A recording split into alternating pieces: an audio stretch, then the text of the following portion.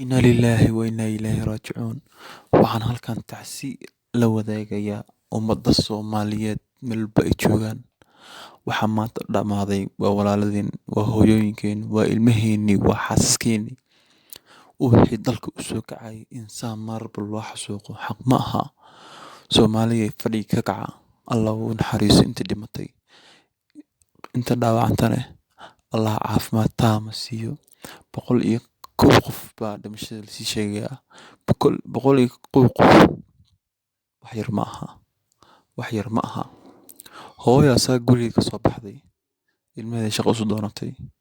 Ciidan mida guriga lagu celiyay. Hooyo ilmaheedii saak canjeero soo siisay si waxbarasho u aadaan. Laakiin ayagoo mid baa dib loogu soo celiyay. Maxaa ka xanuun weyn? Maxaa ka caqabo badan? Maxaa ka naxdin badan? Qofkaagii ood farxad ku soo kala tagdeen, laakiin dhimashadiis lagu soo sheegay. Dhimashada kala qurux badan. Tan laakiin